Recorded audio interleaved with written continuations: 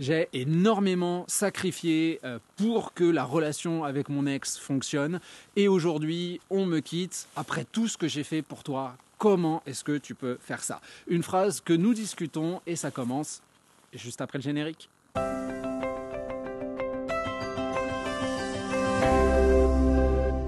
Salut à vous, c'est Jean-Baptiste de jbmarcy.com. Ravi de vous retrouver aujourd'hui pour continuer nos réflexions autour de votre reconquête amoureuse. Et cette semaine, on s'intéresse à ce qu'est sans doute la première phrase qu'on a envie de dire à une personne qui abandonne le navire alors qu'il est en train de couler, qui nous laisse complètement de côté. On a envie de mettre en relief tout ce qu'on a fait pour lui ou pour elle dans le couple. On le sait, la rupture provoque une véritable notion d'injustice vis-à-vis de ce que j'appelle la promesse d'éternité. Quand on est dans quelque chose, quand on est engagé dans un projet, dans une relation, on se bat, on trouve les ressources pour que tout cela fonctionne. Et puis, il y a aussi une injustice vis-à-vis de l'équité, de la réciprocité.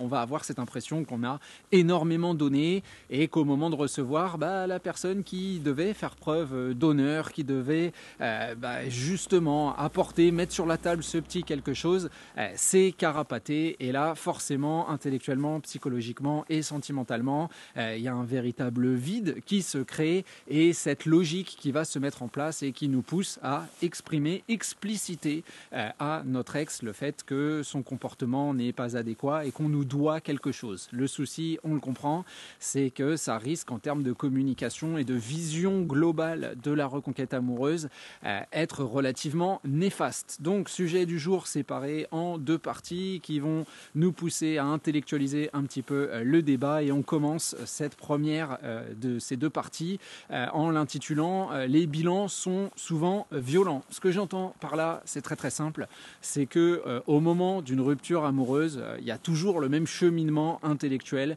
qui va se mettre en place. Qui qu'on soit finalement et quelle que soit la nature de la relation, on va avoir tendance à se poser dans son coin, à refaire le cours de la relation dans sa tête. Alors bien évidemment, on va mettre en relief les potentielles erreurs qu'on a faites en trouvant la plupart du temps des circonstances atténuantes qui ne sont pas fausses, qui sont réelles et on va aussi et surtout pointer du doigt tout ce qu'on a pu nous fournir comme effort dans ce relationnel. Des efforts matériels, des efforts pratiques, des efforts financiers, des efforts affectifs. Et là, on peut en citer un très grand nombre qui font qu'on va se sentir lésé au moment de la rupture amoureuse. Les plus courants, les plus communs, c'est la notion de sacrifice, très clairement. On a eu l'impression de se sacrifier parce que pour que l'autre ait sa carrière, nous, on est resté à la maison avec les enfants. Ce qui a été moins mon cas, c'est de déménager dans un autre pays et du coup laisser de côté, abandonner entre guillemets ma vie familiale, ma vie sociale,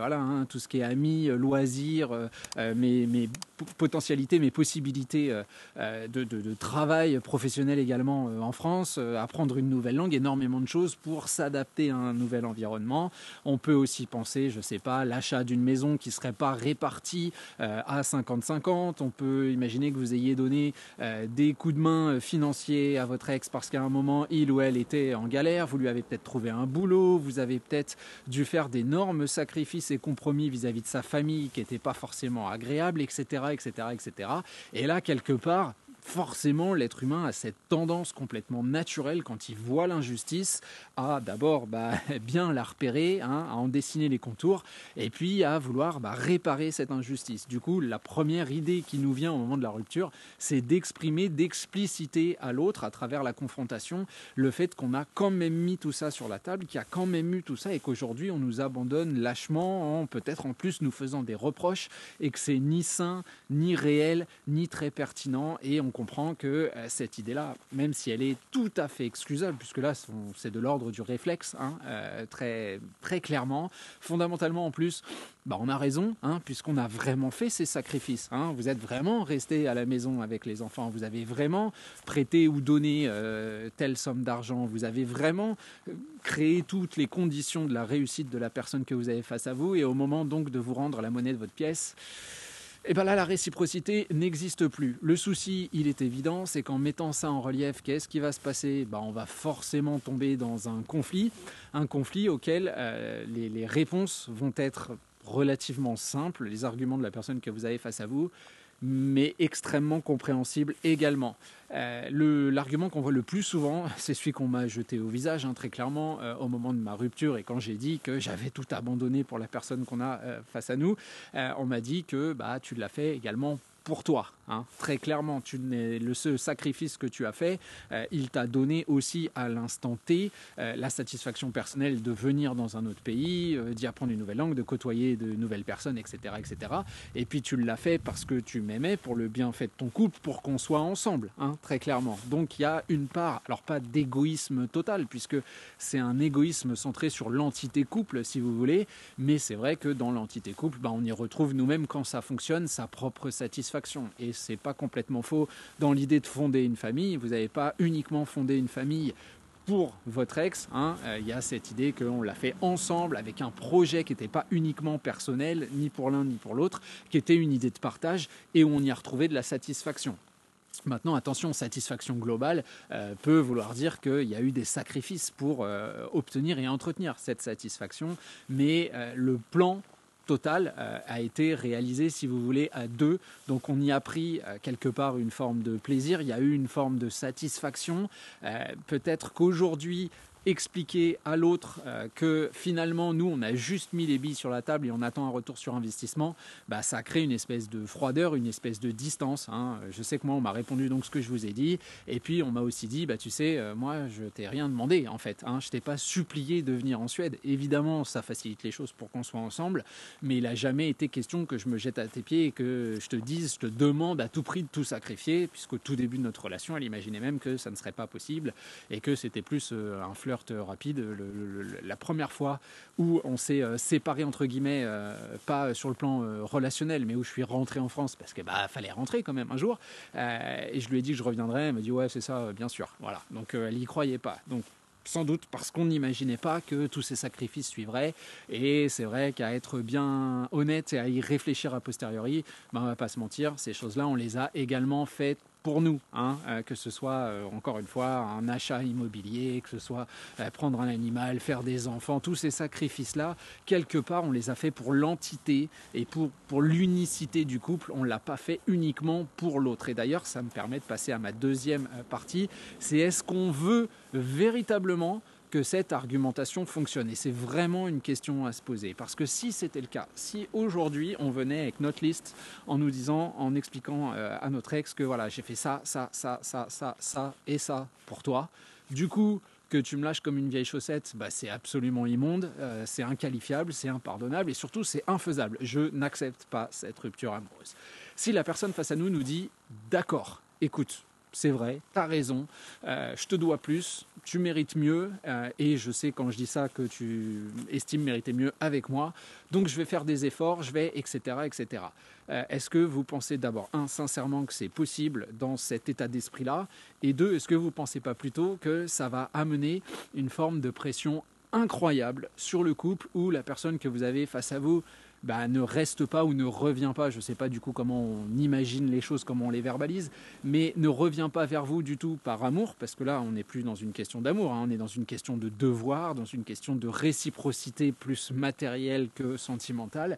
Comment imaginez-vous que ce couple fonctionne? Il va y avoir une espèce d'épée de Damoclès au-dessus de notre tête, on va être dans quelque chose qui est complètement forcé, on va être dans quelque chose qui va être complètement calculé, où la personne va sans doute relativement naturellement, elle aussi lister ses efforts, ses sacrifices pour essayer d'équilibrer un petit peu la balance. Que se passe-t-il quand la balance est équilibrée? Là on n'en sait rien, mais le risque c'est qu'on vous dise écoute, voilà, les comptes sont soldés, maintenant salut, à plus tard quoi. Je vois mal où est la place justement de l'amour, de l'énergie, du mouvement, du sourire dans tout ça, parce que c'est un choix qui serait fait par contrainte. Personne n'aime faire des choix qui sont des choix qui émanent de la punition, de la coercition, d'avoir été convaincu que c'était le meilleur choix pour nous.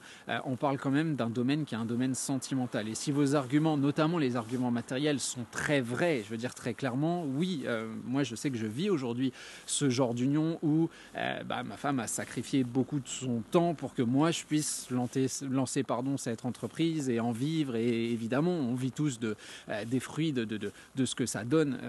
Il n'y a pas de problème là-dessus. Mais c'est vrai qu'il y a eu toute la période où les petits étaient vraiment très petits et où elle était à la maison. Moi aussi je suis à la maison, mais je bosse tellement que il fallait que quelqu'un passe du temps avec eux, très clairement. Donc est-ce que ce sacrifice-là fait que je doive nécessairement rester le nombre d'années, mettons que je veuille me séparer, est-ce que je lui dois ce nombre d'années par fidélité, par rétroactivité, mais où est finalement, j'ai envie de dire, le cœur du couple dans tout ça? Où est la véritable énergie? Et à bien se poser la question, je ne pense pas que ce soit quelque chose qu'on veuille. Je pense que ce qu'on espère et ce qu'on attend et ce qu'on souhaite au plus profond de nous lors d'une reconquête amoureuse, c'est que l'autre nous regarde avec des yeux qui ne sont pas des yeux de défi, pas des yeux d'agressivité. On soit dans quelque chose qui soit réciproque, qui soit partagé et surtout qui soit volontaire. Et ça, vous savez, les outils, les idées à utiliser pour ça, c'est toujours les mêmes, on le sait. Il va y avoir cette légèreté, cette linéarité, ce sourire, le mouvement, etc. etc.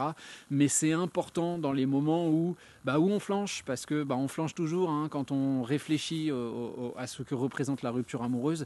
Il y a tellement de choses qu'on a envie de dire à l'autre et lui dire mais merde, tu vois pas, réveille-toi, c'est pas possible de penser, de ressentir comme tu le fais et comme tu le mets en relief. Non, ça ne fonctionne pas.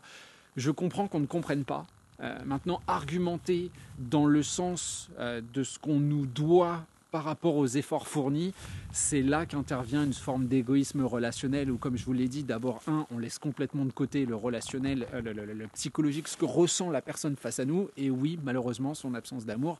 Et en plus, on oublie sa propre part de satisfaction et le fait que les efforts qu'on a fournis, on les a fournis de manière volontaire. On ne nous a pas mis un couteau sous la gorge pour faire ses enfants, pour donner cet argent, etc., etc. Donc vous pouvez, dans certaines histoires, on s'imagine qu'on a été manipulé. Ça arrive, mais je vais prendre les cas traditionnels où ces efforts-là, on les a fournis avec le sourire. Est-ce que c'est bien, raisonnable d'aujourd'hui les reprocher à la personne parce qu'elle ne nous aime plus? Ça ferait de l'amour quelque chose qui n'est pas inconditionnel, ça ferait finalement quelqu'un de nous qui est complètement intéressé. Donc on voit que ce débat-là, pour moi, en tout cas dans la reconquête amoureuse, il est tout à fait entendable, il est compréhensible, mais il n'a pas vraiment de sens et il est totalement surtout inutile de le verbaliser dans la reconquête amoureuse. Voilà, je sais que cette pensée-là est souvent présente, je ne vais pas vous mentir, dans les premiers coachings, c'est souvent ce qu'on met sur la table, on dit voilà, j'ai fait ça, et en remerciement, bim, rupture amoureuse. C'est ce que j'ai dit à ma femme quand elle est partie, quand moi j'ai dû partir. C'est mais comment tu peux me faire ça à moi avec tout ce qui a été sacrifié et offert? Et on a vu que c'est pas ça du tout qui a mené une reconquête amoureuse. Voilà, je vous laisse réfléchir là-dessus. Vous pouvez revenir dans les commentaires et partager les idées, les situations. Est-ce que vous avez dit ce genre de choses? Qu'est-ce qu'on vous a répondu? Comment vous ressentez justement cette absence de réciprocité, cette impression de sacrifice? N'hésitez pas. De toute façon, j'essaye de répondre comme je peux, mais il y a toujours la communauté qui est présente. N'hésitez pas à liker, à cliquer sur la cloche pour recevoir les notifications. Ça aide énormément aussi pour l'algorithme YouTube pour favoriser le référencement. Et vous avez toujours, vous l'avez vu, le canal, vous pouvez devenir membre de la chaîne. Il suffit de cliquer sur le bouton rejoindre qu'il y a sous les vidéos. Il y a aussi une petite pastille tout à la fin de la vidéo. Il y a un petit cadre qui s'affiche et ça vous permet d'obtenir, quand vous devenez membre VIP, ça vous permet d'obtenir une vidéo par jour, sauf le dimanche. Voilà, mais en ce moment je publie tous les jours, donc 6 jours sur 7, et de poser directement vos questions. J'y réponds par vidéo, communauté qui est très active, donc n'hésitez pas à nous rejoindre. Voilà, j'ai plus grand chose à rajouter, donc je vous abandonne là et on se retrouve la semaine prochaine pour un prochain contenu. Salut à vous!